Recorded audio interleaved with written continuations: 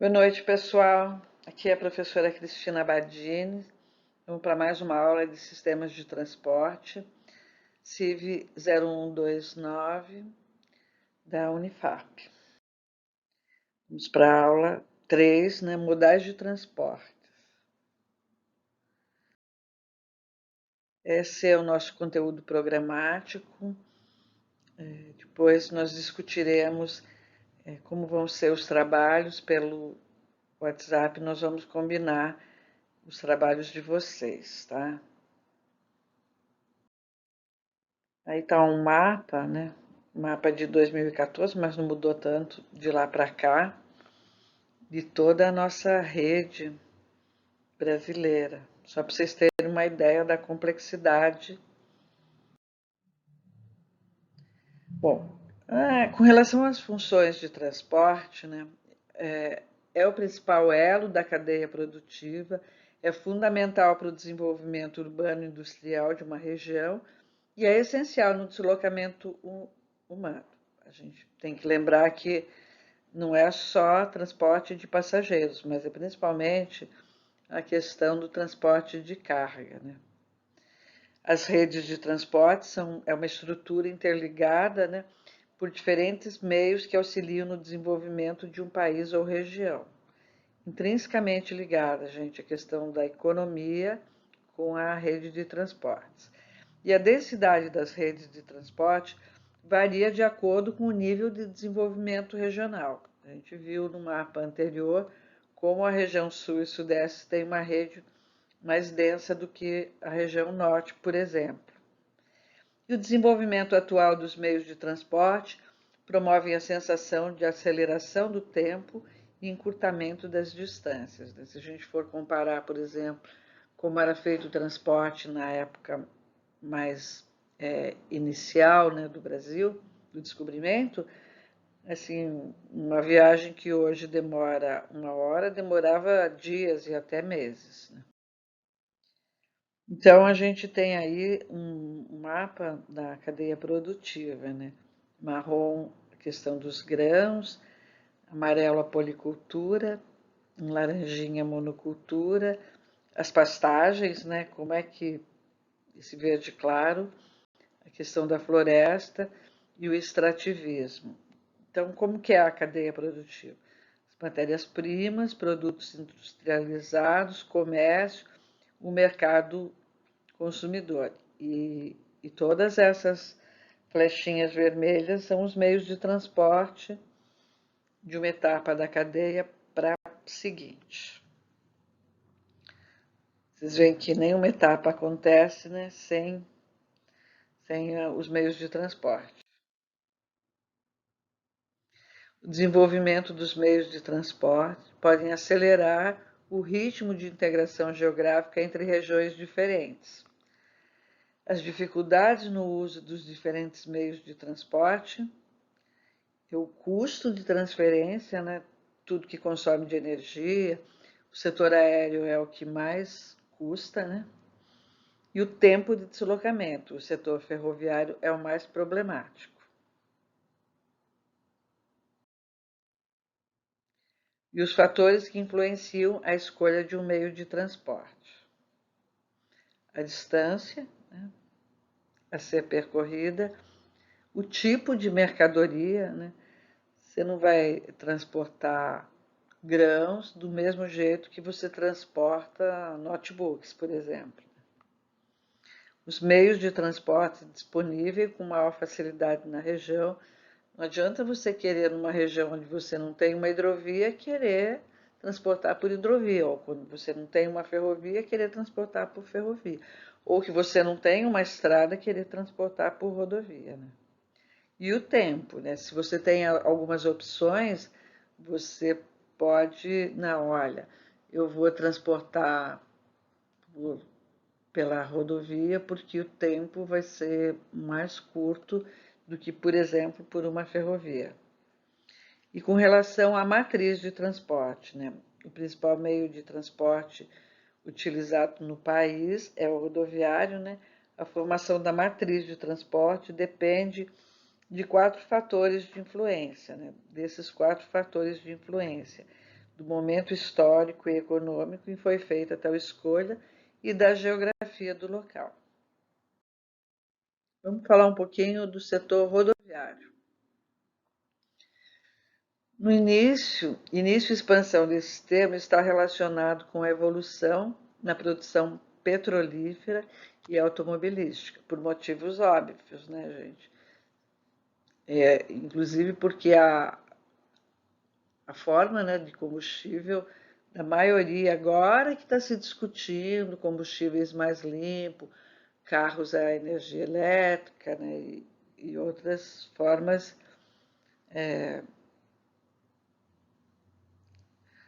O principal meio de transporte da atualidade no planeta é o rodoviário, né? Os Estados Unidos, Índia e França possuem as maiores malhas rodoviárias, né? Nós seguimos muito o modelo americano, né? Onde governar, né? A famosíssima frase, governar é construir estradas. E se a gente for para outros lugares do mundo, as ferrovias, por exemplo, existem e são o principal meio de transporte. No Brasil, 60% do transporte de carga, né, por meio rodoviário, e 92% do transporte de passageiros ocorre em rodovias. É a 10ª colocada em relação às rodovias pavimentadas. O rodoviarismo passa a predominar no Brasil a partir da década de 50. Quais são os principais fatores, né? São as chegadas das primeiras multinacionais, a criação da Petrobras, o enfraquecimento do setor ferroviário, a busca por integração urbana e regional e o avanço da urbanização, além da busca por maior rapidez nos transportes. A situação atual, que grande parte das rodovias federais, estaduais e municipais encontram-se em adiantado estado de deteriorização. E a ausência de políticas governamentais de melhorias e manutenção que levam a essa situação. Aqui no estado do Amapá a gente tem exemplos, né, de rodovias, de obras de rodovias, estradas que estão há décadas e décadas sendo construídas e nem terminadas foram. Essa questão da manutenção, ela é muito grave, né? Muito grave, causa acidentes, muitas externalidades. Olha aqui. O pedágio, né, principalmente na região sudeste, na região sul, foi a forma encontrada para manutenção de forma adequada, né, das rodovias, mas há uma reclamação grande. Por exemplo, olha esse pedágio aí, gente, 18,50, né, para um automóvel. Isso, numa estrada, você não tem um pedágio, você tem, às vezes, 3, 4 pedágios. Privatizações e concessões são alternativas criadas pelo Estado para garantir o bom estado das rodovias e a diminuição, né, dos gastos no setor pelo Estado, né? É bastante criticado, né? É uma forma. Acho que a gente poderia aprofundar mais para frente nesse formato aí de administrar. Então a gente tem aqui algumas concessões, né?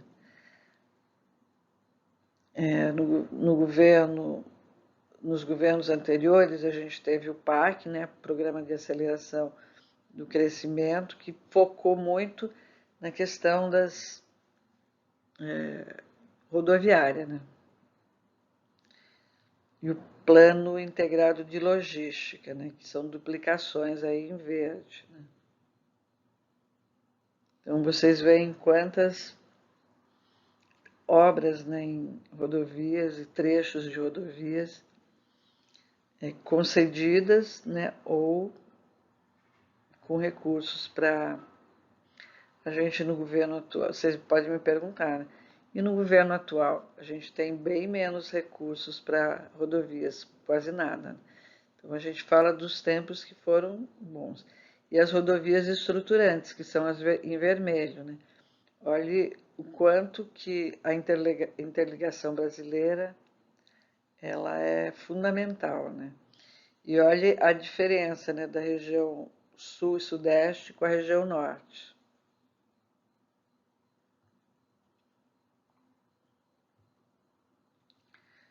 Então, nós temos algumas dos investimentos, né, na BR-101, 262, 153, 050, 060, 163 e 163. Né? Olha a extensão, né? 800, mil e poucos quilômetros. E aqui a malha rodoviária brasileira na região norte, né? Rodovias a gente tem no Brasil 1,6 milhões de quilômetros, na região norte 17 mil quilômetros. 1,1% das rodovias do Brasil estão na região norte. Olha aqui algumas das rodovias, e é um 56 nem está aí, né? Estado degradante, né? Com as péssimas estradas, a região fica cada vez mais dependente dos rios. E aí as rodovias na região norte, né? A gente tem a 156, né? A ponte, a rodovia, esse trecho, principalmente de Calçoene até Oiapoque, que está sem pavimentação, e temos as outras rodovias, né, no restante da região norte, a 364, a 319, a 163, a 230, a 242, tá? E aqui também a gente tem algumas outras obras, né, que foram feitas na região norte, né? Na região nordeste, desculpa. Muitas duplicações, né? E algumas construções de pontes. Na região sudeste, também algumas duplicações, arcos rodoviários, o Rodoanel em São Paulo, e essas concessões de algumas BRs, duplicação, algumas pavimentações.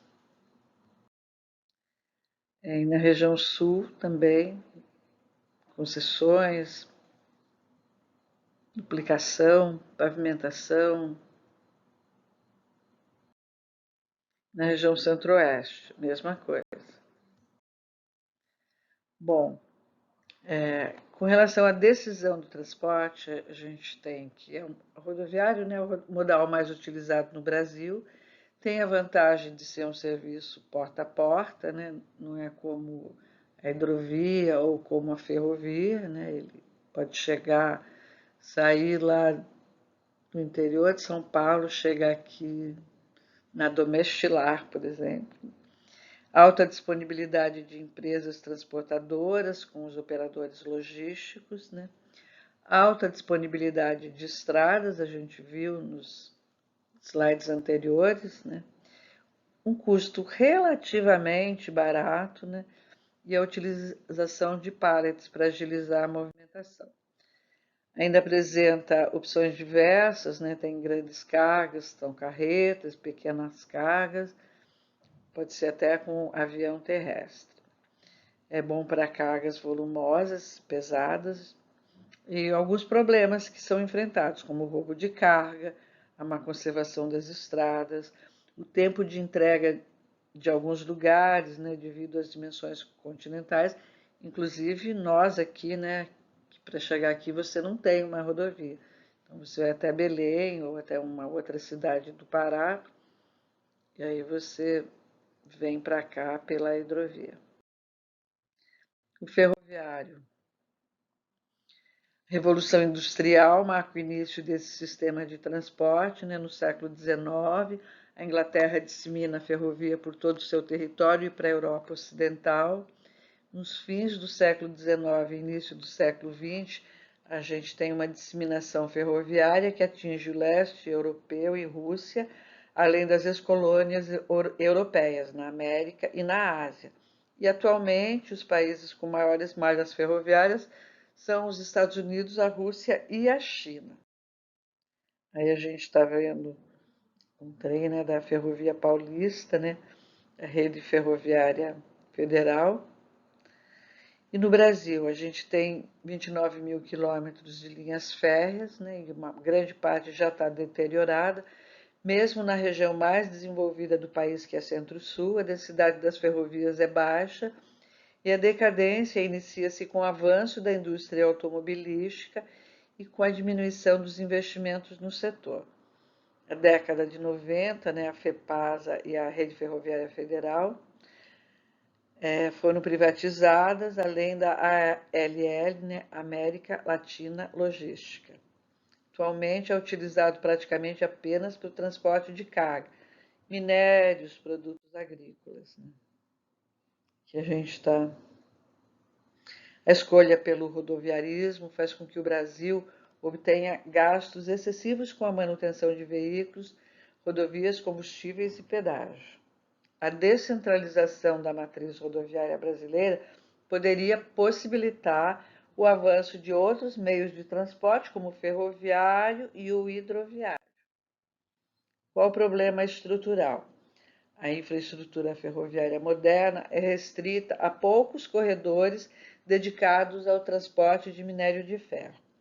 2/3 da malha ferroviária não são explorados, né? 19 dos 30 mil existentes. São trechos construídos há mais de 100 anos, não passaram por nenhum processo de modernização. E os serviços de transporte ferroviário, exceto de minério de ferro, operam com defasagem tecnológica, com equipamentos envelhecidos e com baixo padrão de produtividade. A infraestrutura ferroviária moderna é restrita a poucos corredores de minério de ferro. Já falei esse slide. Então, a gente está vendo aí a malha ferroviária, né? E a ampliação da malha ferroviária. No PAC, né, em azul, e no Programa de Integração e Logística, em verde. Nada no norte, né? E aí, em estudo, tem ferrovias chegando até Santarém e Porto Velho.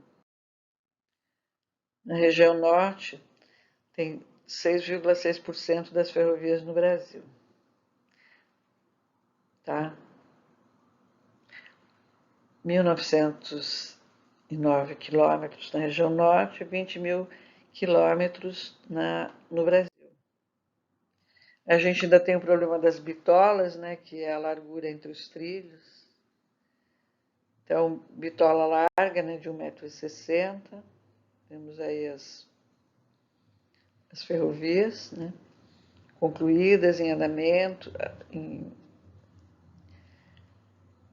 estudos, né? E a de bitola estreita, que é de 1 metro de largura entre os trilhos.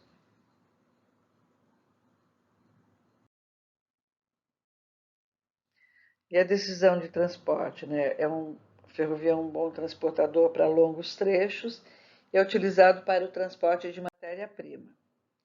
O hidroviário agora. 14% do transporte de carga, né, pelo modo hidroviário. O Brasil possui 44 portos fluviais e marítimos, concentrados na região norte, nordeste e sudeste. A navegação fluvial foi importante para a ocupação das bacias do Rio Tietê, Amazonas e São Francisco, e o transporte fluvial no Brasil é comprometido pelo predomínio dos rios de Planalto e pelo afastamento das áreas mais desenvolvidas do país. Os rios de Planalto podem ser navegáveis, desde que sejam instaladas eclusas. Aí tem um exemplo de eclusas, né, para você fazer com que tenha as comportas, né, para você fazer com que o nível do rio comporte esses determinados navios com calados.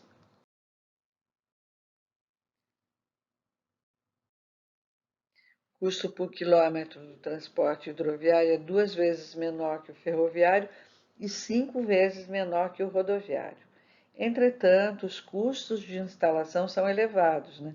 Eu tenho que ter a correção dos rios, tenho que ter as eclusas, tenho que ter a dragagem, a sinalização e a demarcação de canais. Em disciplina seguinte, né, transporte aquaviário, nós vamos estudar cada item desse, tá, gente? Próximos semestres. As principais hidrovias são a Tietê-Paraná, né?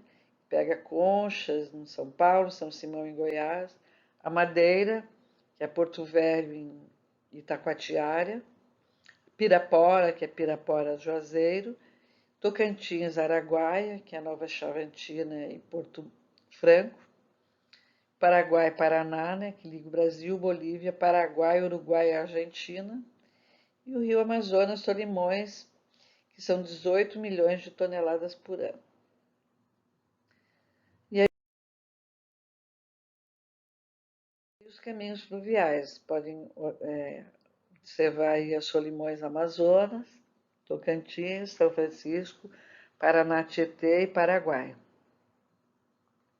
com as suas extensões aí no gráfico ao lado, né? Pode ver que a Solimões Amazonas tem 16.798 quilômetros. Então, 2,3% das cargas movimentadas passaram por hidrovias em 2011. E aí os portos, né? Claro que toda viagem, né, ela inicia e termina num porto, né? Então a gente está vendo aí alguns portos, né?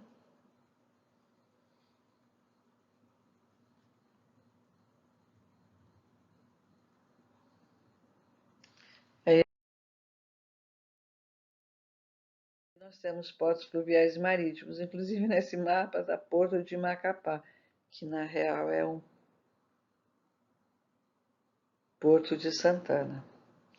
Nós temos desde aí na região bem ao sul, Porto do Rio Grande, e aí vamos subindo, o importante Porto de Santos, né, também está aí. Então, em azul a gente tem portos administrados por Companhia das Docas, né, e em vermelho portos administrados por estados e municípios. E em marrom, portos administrados por empresas privadas.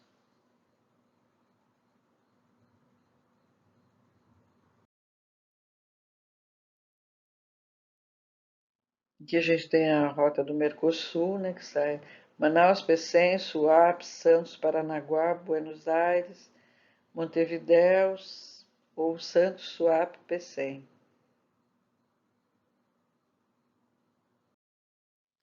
Acesso aos principais portos da região norte, né? Não há acessos ferroviários nos principais portos da região. Nós até tivemos, né, aqui em Porto de Santana, a ferrovia que ligava e transportava minério, mas já não existe mais. Então, a gente tem o Porto de Santarém, né, que o acesso é rodoviário, pela BR-163, no acesso ferroviário, e o marítimo é pelo Rio Amazonas. O de Porto Velho, né, também é pela BR-319 e 425, não há nenhum ferroviário, né, e a marítimo é pelo Rio Madeira, depois Rio Amazonas. O Porto de Santana, né, que é a P010, a BR-210 e a BR-156. Também é chegada pelo Rio Amazonas ou pela Ilha de Marajó. Né? Belém, que é a BR-010 e 316, também pelo Rio Amazonas. Manaus, né?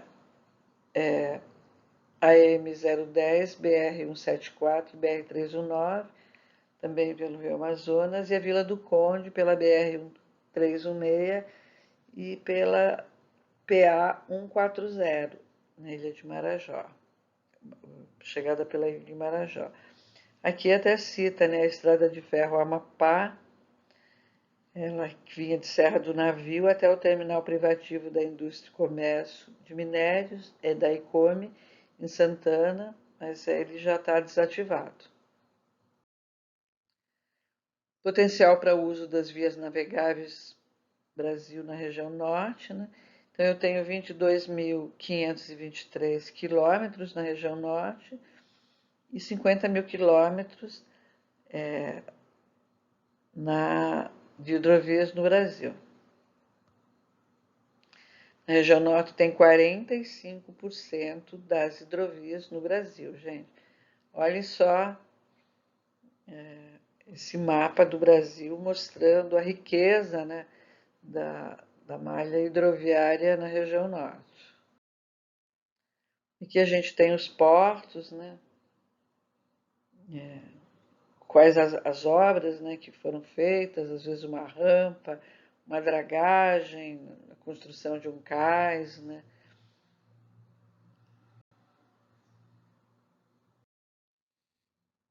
E aqui terminais hidroviários, né? A gente tem os terminais do Amazonas, né? A hidrovia do Tocantins, algumas obras, né? Tem as eclusas de Tucuruí, a navegabilidade do Rio São Francisco, que também foi muito divulgada, né? E a dragagem e derrocagem das hidrovias Paraguai e Paraná. Uma decisão de transporte, né? É um transporte lento, com grande capacidade de carga, limitado à bacia fluvial do país para a movimentação interna, muito utilizado nos transportes internacionais e a utilização de containers para facilitar a operação. Agora vamos ver um pouco do aeroviário. 2,5% do transporte de passageiros e 0,3% do transporte de carga. Evidentemente, né, pessoal, transportar cargas por via aérea é muito caro. Então, o que você transporta? Transporta celulares, né? Transporta laptops, cargas que são valiosas. É um meio de transporte seguro, rápido e eficiente. Quais são os problemas, né? O custo operacional elevado e as tarifas proibitivas para alguns países. A empresa administradora é a Infraero, né? E a empresa produtora de aeronaves é a Embraer, né? E o controle do espaço aéreo é executado pelo Sindata, que é em Brasília, Curitiba, no Nordeste, Manaus, cuida da região Norte. Os órgãos reguladores no âmbito internacional é a IATA, que é International Air Transport Association, regula o transporte aéreo e ao qual as empresas e os agentes de carga são filiados voluntariamente. E no âmbito nacional, a aviação é regulada pelo governo federal através de 3 órgãos, que é o Ministério da Aeronáutica, o Departamento de Aviação Civil, que é o DAC, e a Infraero, que é a empresa brasileira de infraestrutura aeroportuária. E aí nós temos alguns aeroportos, né? Viracopos, Guarulhos, Brasília, do Galeão, Salvador, Confins, Porto Alegre, Recife, Fortaleza e Vitória. Então, uma grande necessidade de investimentos, né? Aí você vê que necessidade de investimentos até 2030 para os 20 maiores aeroportos brasileiros, né? São os aeroportos que mais necessitam de investimentos no país. Juntos correspondem por cerca de 68% dos investimentos necessários no sistema aeroportuário nacional até 2030. Na região norte, né, o aeroporto de Manaus é o mais importante na região para a movimentação de carga, é o terceiro em movimentação de carga no Brasil, sendo responsável por 30% do total. Aí a gente vê os aeroportos da região norte, né, os principais fatores para a elevada movimentação aérea em Manaus é a presença da Zona Franca de Manaus, com produção de produtos de alto valor agregado, que eu te falei, né, eu falei para vocês, que é o que usa o transporte aéreo, e limitação na infraestrutura dos outros modais na região. Mercadorias de alto valor agregado produzidos na Zona Franca de Manaus dependem do aeroporto. Como que toma essa decisão de transporte, né? É uma rápida entrega, não esquece de levar em conta o processo de carga e descarga para um transporte rodoviário, né? Tem um alto custo, né? Tem bons operadores no Brasil, né? São empresas aéreas de linha, tem transportadores de carga, tem táxis aéreos, tem operadores logísticos. A decisão de transporte ainda com limitações em relação a tamanho e peso dos produtos, né? Tem limites para áreas de armazenamento e limites de capacidade de decolagem, né? E poucos danos às mercadorias. Agora vamos ver um pouco do dutoviário. O transporte dutoviário é um modo de transporte que utiliza um sistema de dutos, né? São tubos ou cilindros previamente preparados para determinado tipo de transporte. Aí vocês estão vendo uma imagem, né, de dutos, né? São tubulações utilizadas para escoamento de grandes quantidades de óleo, de gás ou de álcool. A forma mais segura e econômica de transportar fluidos. Dutos ligam pontos de produção, armazenamento e consumo. Sistema que depende de outros equipamentos, né? No Brasil, a utilização dos dutos é livre para utilização em qualquer companhia que deseje transportar produtos fluidos. A Transpetro opera os dutos nacionais. Aí a gente tem um mapa das dutovias, né? Minerodutos, gasodutos e oleodutos. Aqui na região norte a gente nem tem, né?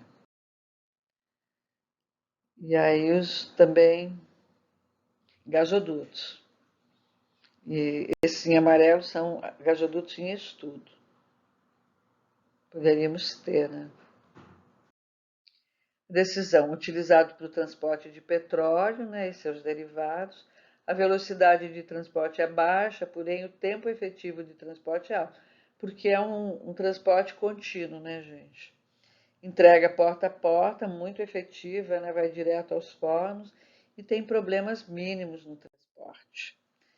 Então, quais são as características operacionais dos modais, né?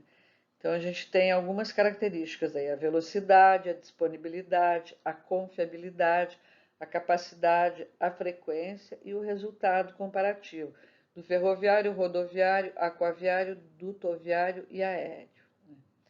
Então, por exemplo, se no aéreo a questão da velocidade é o primeiro, né?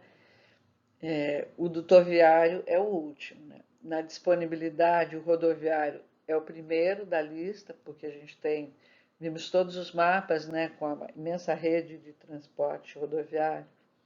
Na confiabilidade, o dutoviário é o número 1, mas o rodoviário também é confiável. Na questão da capacidade, o aquaviário é o número 1. E na questão da frequência, o dutoviário é o número 1. Então, se a gente for olhar o resultado aí dessas avaliações das características operacionais, a gente vai notar, né, essas diferenças, né? Que o transporte aéreo, né, tem um resultado 16, né, em seguida o ferroviário 14, né, o rodoviário 10, o aquaviário 18 e o dutoviário 17. Tá? Visão geral da infraestrutura nacional. Então a gente tem a rede ferroviária, a rede rodoviária federal pavimentada, né, e pavimentada com pista simples e com pista dupla e não pavimentada.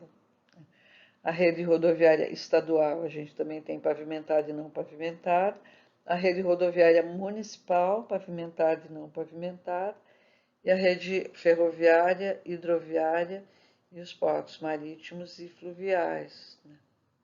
Com todos os dados aí em quilômetros. E, por fim, o número de portos, 217.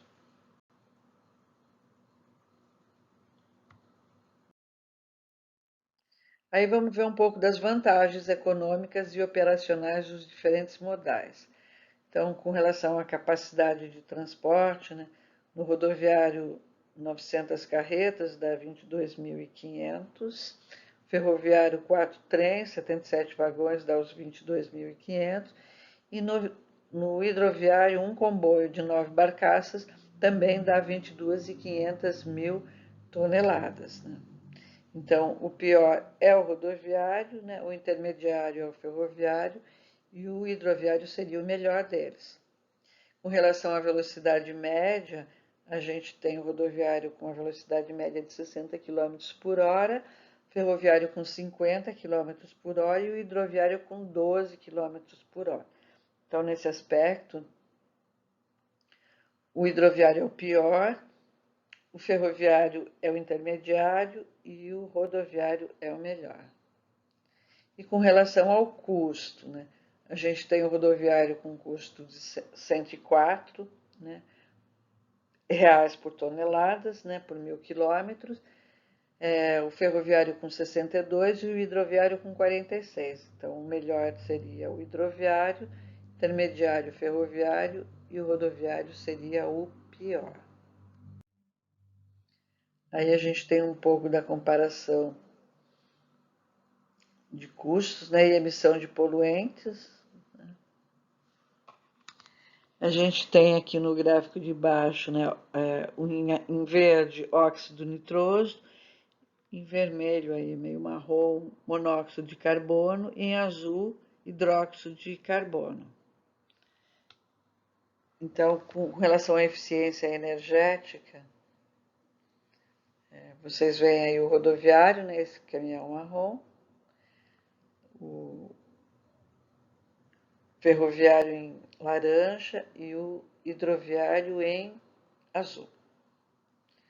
E o custo médio também por quilômetros, né, por 1.000 quilômetros, a gente tem rodoviário 5,3, ferroviário 2,2, hidroviário 1.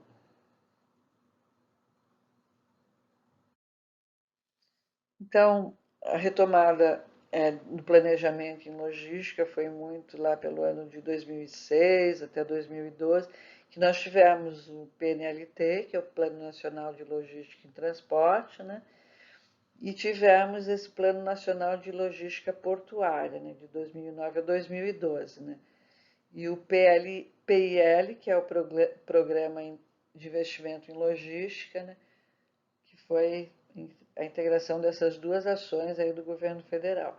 E tivemos de 2007 a 2011 o PAC, que eu mostrei para vocês algumas intervenções, né, de investimentos do PAC.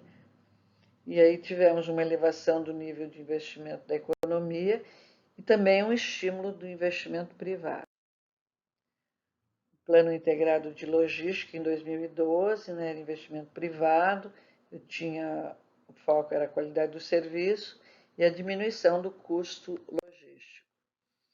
Investimento privado foi de 213 bilhões, né, em rodovias 52 bilhões, em ferrovias 99 bilhões, em portos 54 e em aeroportos 8,7. Os efeitos esperados, né, do PIL foi construir uma logística integrada, reduzir os custos de escoamento e aumentar a competitividade da produção nacional, além de atrair mais investimentos para a produção, aumentar a participação do investimento privado em infraestrutura e aumentar a participação dos investimentos no PIB. E aí a diferença de multimodalidade e intermodalidade. Então, intermodalidade, os dois, né, nos dois casos, é o uso de mais de um modal. Claro que toda vez que você vai transportar uma carga, tem o documento, né?